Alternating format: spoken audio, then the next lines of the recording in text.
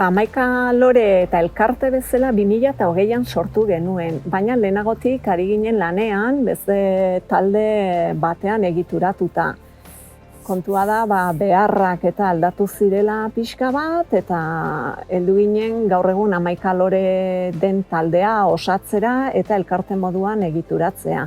Eta helburuak zeintzu ziren, oraindik gaur egun dauzkagunak, alde batetik nahi genuen gure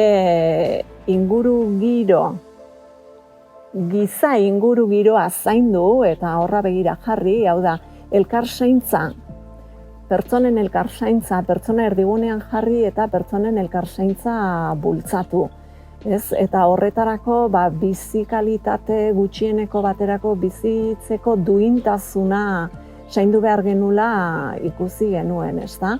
Eta modu horretan lortu nahi genuna zen Otxandion biziran oro Otxandioarra sentitzea, Otxandioko herritarrak. Eta gutxienez duintasunez bizializatea eta guztion artean elkar bizitza, elkar zaintza landu, giza inguru giro on batean, ze horrek denoi egiten digu mesede.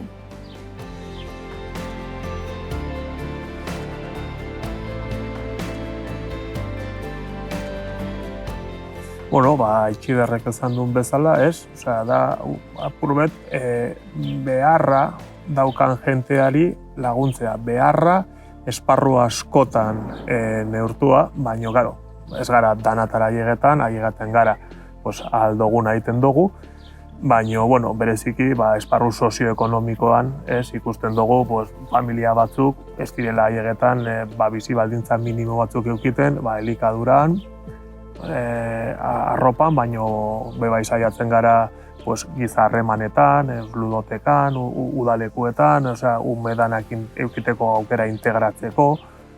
Eta gero esan da, egunerokotasunean sortzen dira kezka pilo bat, aztertzen duguzenak eta aldogun moduen konpontzen duguzenak edo bideratzen duguzenak, etxe bizitzak topau, medikotara eruen, gauza batzu konpondu, eskatute, jentie dekozen beharrak eskatuten dozku eta gu saiatuten gara lagunduten, ez? Hori da denbora gehien erueten gaituna.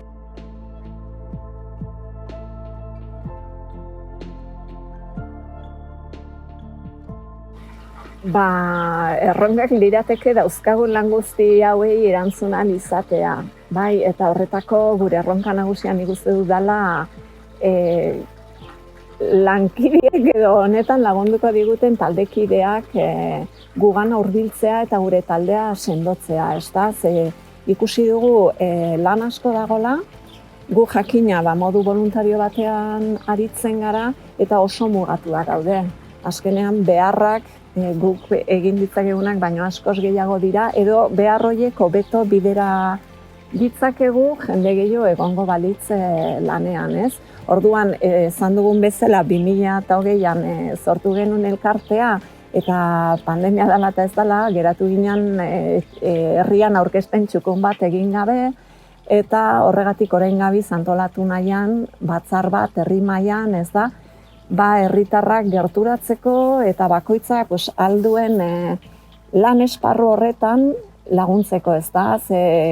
Julenek esan bezala, herritarra laguntza duintasunez bizitza da gure helburua guztion artean hori lortzeko elkar bizitza duin bat guztionzat herrian, baina hor badaude ez da lan hildo desberdinak eta batzuk izaten dira erabat administratiboak. Eta gu batzutan horretara ez gara iristen, ez? Igual norbaitek ardezake lan hori eta denon artean lanak banatu.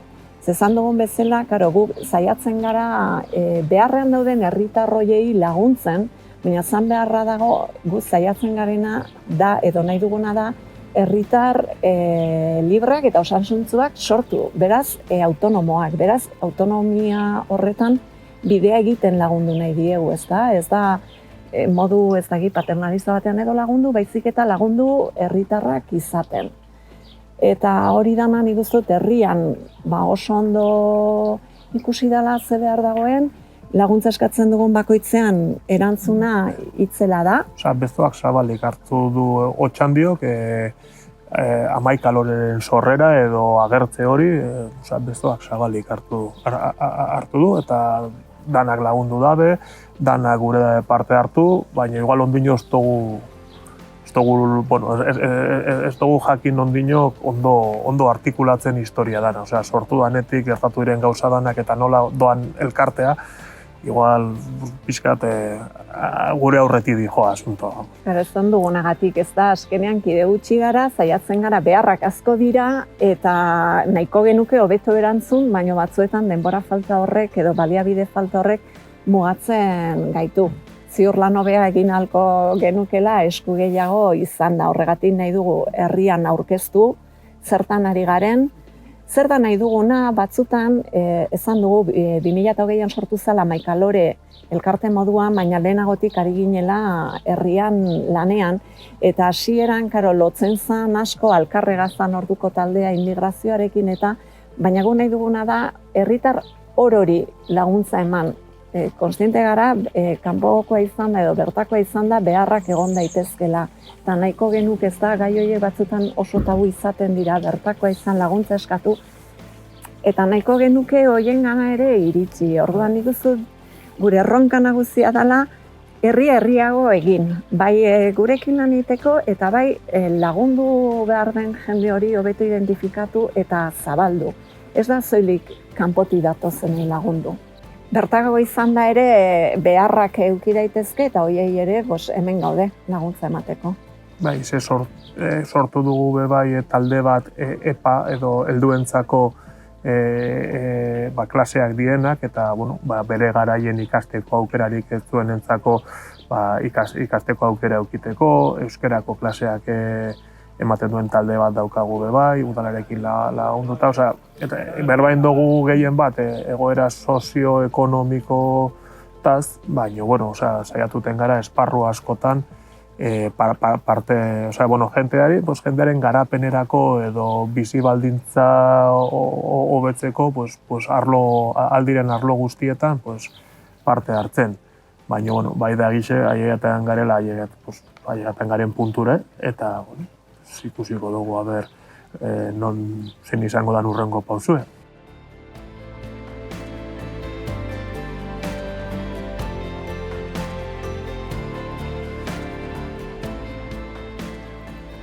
Eskerrak, denda bizidan hori eskerrak, asko lagundu duzuelako, egin dugu zen ekimen guztietan, eta herriaren berotasuna gertutik sentitu dugulako, eskertu dozkue leku guztietan egin izan duguna, herriak emon dozkuna izugarri izan dela.